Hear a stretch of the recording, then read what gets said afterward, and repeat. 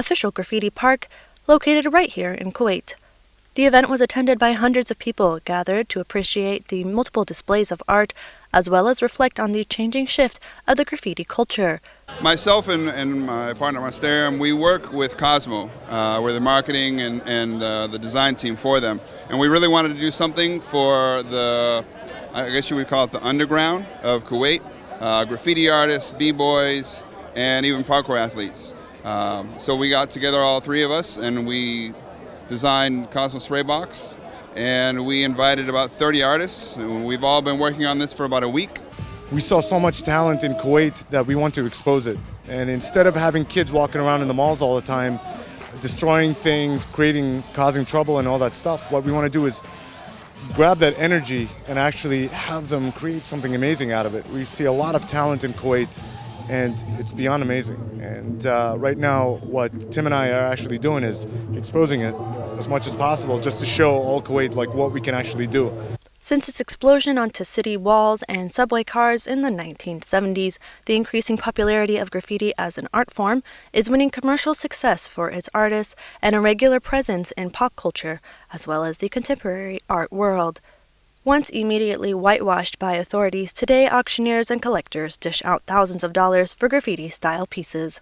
Street art, when people spray paint it on buildings, they try to portray a political message. But what we're trying to do is beautify Kuwait as much as possible. So what happened after getting in trouble the first couple of times, I realized the best way to do it is to ask permission.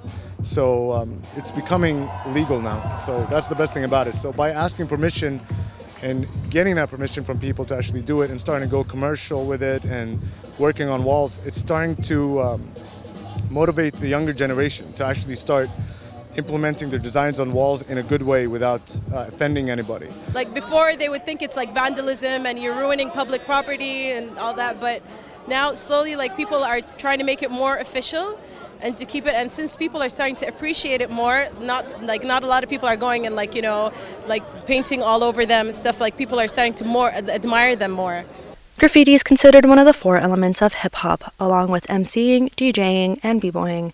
These were the four major forms of creative expression that came from the Bronx in New York and spread to the rest of the world. Cozmo SprayBox intends to hold monthly events such as this one in order to provide a platform and space for this culture to grow right here in Kuwait. At the Shaab Park, I'm Badriya Saleh, reporting for the English News. For a chance to see our reports again, please visit our YouTube channel at MOI Kuwait News. Well, with that, we conclude our news bulletin. Thank you for joining us. Have a pleasant time. I'm Mahmoud Abu Hekmeh. Before we go, we repeat our headlines again. Have a pleasant time and good night. The state of Kuwait reaffirms its firm position over the reform process of the UN Security Council to further improve all UN agencies.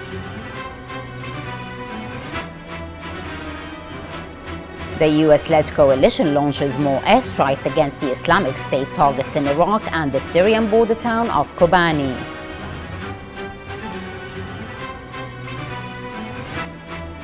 US Secretary of State holds talks with Palestinian Authority President Mahmoud Abbas over the latest aggression on civilians in Al-Quds.